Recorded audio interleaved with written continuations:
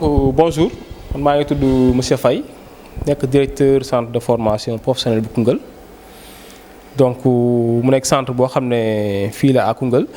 ñuy former ay filières comme li ñuy wax l'élevage li ñuy wax la restauration cuisine pâtisserie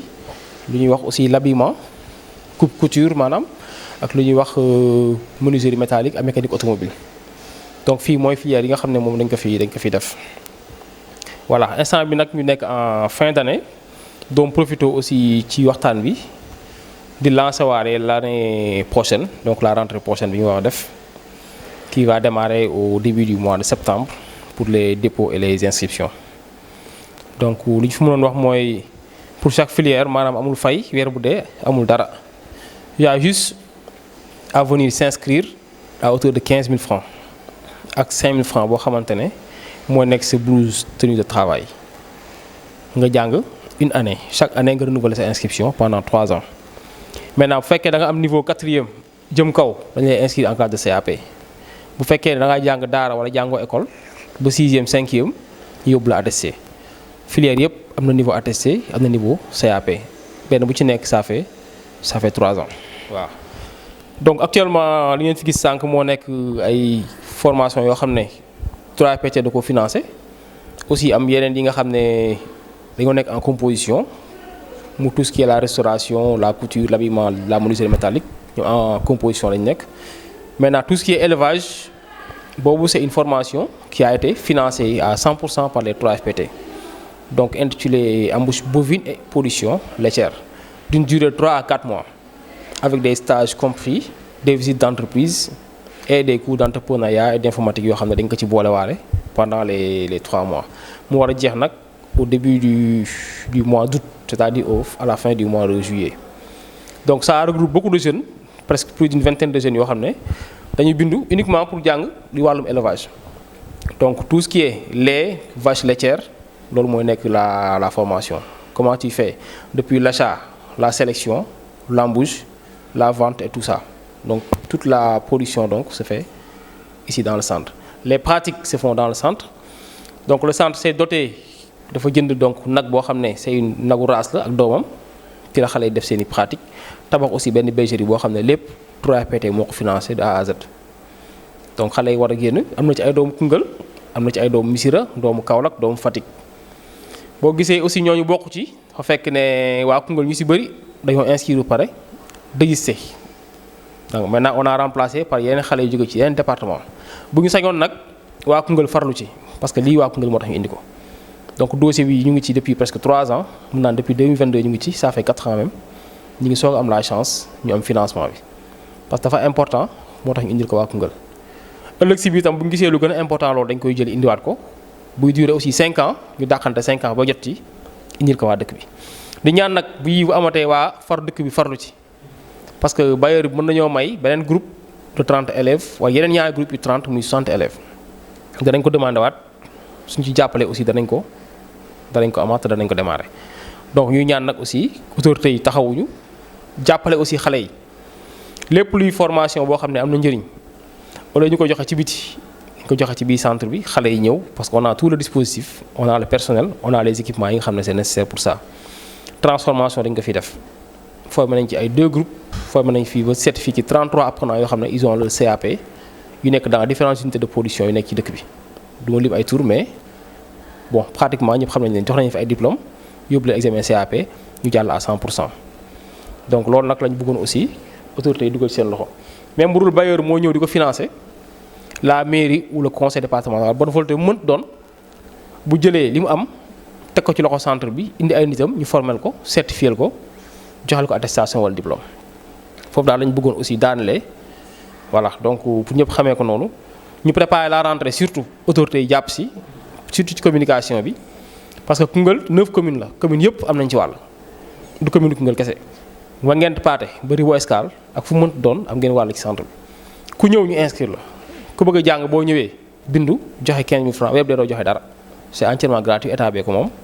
donc pour yéen ñëpp la voilà merci beaucoup. ñu ñaan aussi les parents d'élèves yi nga xam ne seen doom yaa ngi fiy jàngee ñuy def aussi seen këmtulaay kattan déplacé wu même bu dee une fois par mois la sax une fois par 3 mois nga ñëw xool sa doom ci yan condition la nekk ndax mu ngi jàng wala mu ngi daw parce que xale yu bëri dañuy tàggoo ñu ngi jàngi mais dañuy fulaal jàng bi donc da doon baax parents yi aussi déplacé wu di ñëw di xool yan condition la seen doom yi di jàngee ndax ils sont réguliers parce que aussi fii du jàngu mbedd dañuy relever ay absence dañuy def ay devoirs dañuy def ay composition ay joxe billet d'entrée comme collège ak lycée ni mel donc du jàngu mbedd te ku fi am yenn absence yu bëri yi sa lijaasa du baax wala da ngay redoubler defaat classe bi ñaari yoon donc ñu ñaan parents yi aussi ñu jàppale ñu foofu aussi ñi nga xam ne am nañ doom yoo xam ne dañu leen dàq école mën nañ ci profité septembre bu ñu ñëwee indi seen doom yi ñu inscrire leen balaa muy fees voilà merci beaucoup. man monsieur Mbodj laa tudd formateur en habillement couturier modéliste bon comme ni ngeen ko gisee nii rek ñu ci atelier de coupe couture la ñu nekk avec 2 formations différentes c'est-à-dire deux classes. Une classe en première année attestée ak deuxième année CAP boo déggee ñuy wax attesté ak CAP différence bi mooy lan attesté mooy ñi nga xam ne seen niveau d'étude égul 4e mooy ñi nga xam ne 0 niveau la c'est-à-dire jànguñu mosuñu def classe wala boog seen jàng soriwut 5e la ñuy yem ci étude bu nekkee le niveau attesté mooy ñi nga xam ne seen jàng 4e la jógee dem ci kaw moom la ñuy recruter le niveau CAP différence bi nag entre CAP ak attesté mooy lan CAP moom day théoriser di pratiquer en même temps mais bu nekkee attesté bi ñoom duñu théoriser ñoom dañuy pratiquer mooy ñi ngeen di gis ñi ñu toog ci machine yi nii ñooy le niveau attesté ñoom dañuy pratiquer mais ñu nekk nii di tracer ci table de coupe bi di def tracer donc ñooñu mooy le niveau CAP ci théorie la ñu nekk nii ñoom dañuy def la coupe par patronage dañuy tracer définition modèle bi def patronage industriel door a def la disposition des éléments sur tissu def coupe door a dem ci machine bi mën a ñëw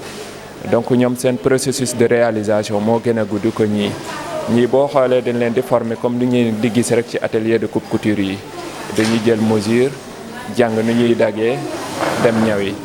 ñii dañuy def donc ñii ce sont des futurs couturiers modélistes alors que ñii mën nañu wax ne ce sont des futurs couturiers tout court couturier mooy tailleur loolu rek laa ci bëggoon dolli ci kii bi ok. Bonjour, monsieur Fayinké, Mamadou Fayinké, professeur en agri-élevage au CFP de Koungheul. Je suis en même temps comptable des matières et aussi je suis le responsable de la formation en élevage dans le cadre d'une formation soutenue par la 3FTP, le PFP. Donc actuellement, cette formation est en cours, donc avec plus de 30 incubés, des apprenants, donc au sein de l'école. Nous avons démarré depuis le mois d'avril, donc qui doit s'étendre dans l'intervalle de 3 mois. Donc cette formation tourne tout autour de la production en viande par embouche pour les moutons et pour les bovins. Donc pour cette module, on va voir 4 éléments, à savoir comment aménager un enclos ou l'étable, là où doit loger les bovins ou bien les moutons. Après, on verra aussi l'alimentation de ces sujets-là. Donc, comment alimenter ces sujets, quelle est la quantité à donner, la période et tout. En même temps aussi sur la prophylaxie, le plan de prophylaxie sanitaire et médicale. Donc, assurer avoir un carnet de santé pour ces bovins et ces ovins. Donc, assurer le contrôle sanitaire. Et là, c'est fait par les apprenants. Donc, il y a l'étable qui est de l'autre côté. Donc là,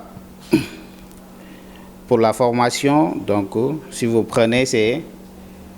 70% de pratique et 30% de théorie. Donc cela veut dire que une fois à la sortie ici, les apprenants peuvent vraiment démarrer quelque chose, ils peuvent avoir la connaissance là-dessus.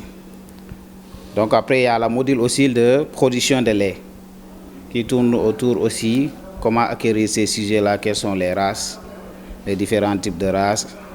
pour la production laitière, choisir la bonne race, soit les races exotiques ou bien les métis croisés ici, donc pour avoir plus de lait. Après aussi parler un peu sur la reproduction de ces animaux-là, mais en même temps aussi assurer le suivi sanitaire et la prophylaxie aussi. Parce que qui dit production laitière, il faut de la propriété et tout. Le troisième, c'est la transformation du lait. Une fois qu'on a traité cette lait-là, comment faire jusqu'à transformer cette lait-là et la collecte du lait, le conditionnement et la transformation du lait aussi, c'est important. Comme ça, là, on pourrait vraiment transformer du lait, soit en yaourt, en fromage, etc. Donc, c'est ça. Il y a le module aussi, tout le temps sur la formation, donc l'entrepreneuriat aussi, et l'hygiène, santé, sécurité aussi. La gestion des déchets, les risques liés au métier, donc le respect des ports des EPI, surtout au moment des collectes et de la transformation du lait. Donc la formation tourne tout autour de ça. Donc là, on est en train vraiment à chaque fois, les élèves sont dispersés de manière à surveiller l'étable et les animaux, les bovins qui sont là-bas, les vaches et tout, voir comment alimenter. C'est eux-mêmes qui alimentent. On les explique aussi comment vraiment alimenter la période avec le fourrage, avec les concentrés, quelle est la quantité à donner pour avoir plus de lait. Et au niveau de l'embouche aussi, quelle est la quantité à donner pour avoir un gain moyen quotidien plus probable. Donc tout ça, ils sont imprégnés par rapport à ça et l'essentiel c'est qu'ils font la pratique. Donc c'est ça, on est sur ça. Bientôt on va terminer la formation. Bonjour, assalamu alaikum. Je suis Mohamed Moustapha Ndaw, gestionnaire du centre de formation professionnelle bu Koungheul. Je suis venu depuis 2018, donc bi école bi di tijji avec le directeur Jean-Michel Faye et certains collègues. Depuis lors, je suis le gestionnaire du centre de formation professionnelle. Donc j'assure la gestion financière du centre. En même temps, je donne des cours de maths au début, mais vu que gestion financière est yombul, donc je arrêter les cours de maths. Donc focaliser uniquement sur la gestion financière. Parce que dedans, il y a des appels d'offres ak yenen ak yenen. École bi nak bon, il y a des difficultés parce que financières, je dirais même, parce que inscription boy demeewut noonu. Donc dëkk bi yaa ma gën a xam. Et puis budget état bi aussi bëriwul. Te centre bi dafa bëri dépense. Filières yi pratiquement li ñuy def ci pratique dafa bëri parce que boy yi tout le temps pratique la ñuy def, que ce soit menuiserie métallique, que ce soit mécanique auto, que ce soit la restauration surtout wala couture, habillement.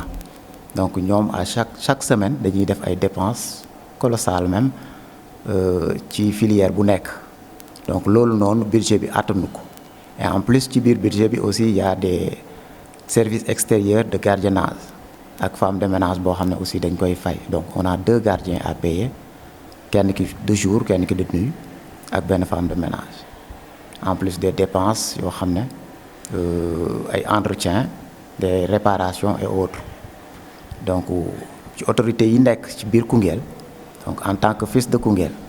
maa ngi la ñuy demander bu fekkee mën nañu ci jàpp ñu jàppale ñu ci centre bi. Vu que même déjà ñu ngi ci début saison des pluies, d'ailleurs ñaari pluie rek ñoo fi am te centre bi mi ngi taw comme pas possible toiture bi mu ngi commencé yàqu et on n'a pas les moyens de les réparer bu fekkee mën nañu ci jàppale aussi ñu jàppale ñu ci parce que loolu tamit pour Koungheul la parce que waa doomu Koungheul ñoo fiy jàngee donc lu mu ñeneen ñaan ci lu ñu mën daal ñu jàppale ñu ci merci beaucoup. Voilà, bonjour, je me nomme Mamadou Kane, je suis formateur en mécanique automobile au CFP de Koungheul. Hein. Voilà, donc pour tey dañoo nekk ci évaluation yi mooy deuxième semestre bi voilà module bii ñu nekkoon nag ci moteur thermique kese lay wax quoi. Voilà donc instant yii nii apprenants ils sont en phase d' évaluation finale mooy second semestre bi voilà léegi fii apprenant bi day jàll dans un premier temps qu'est-ce qu'il fait mooy fexe identifier éléments yi nga xamante ni ñoo composé moteur bi voilà donc après identification il va faire un diagnostic ak contrôle éléments yi nga xamante ni ñoom ñoo nekk dans le moteur thermique. Après ça ils vont procéder à des réglages réglages yi nga xamante ni pour moteur bi mën a fonctionner carrément voilà comme fii pour ñoom tey jii nii ils sont en première année voilà ñoom dañuy soog a débuter module bi donc lan lay consister mooy dans un premier temps ñu xàmmee éléments yi nekk ci biir moteur bi mais aussi ñu xam ban état la ñuy nekk comme tey jii nii par exemple contrôler piston yi nii tey moteur bu nga xamante ne tey dafa am problème piston élève bi bis bu demee ba nekk ci entreprise naka lay xàmmee piston bi nga xamante ne baax na wala baaxul ak tey jii nii par exemple bu ñu ko indilee moteur naka lay diagnostiquer ba xam ban élément moo nekk en panne ci moteur bi voilà donc tey dañoo nekk en évaluation moo tax tey mënuñu développer ci sujet yu bëri quoi.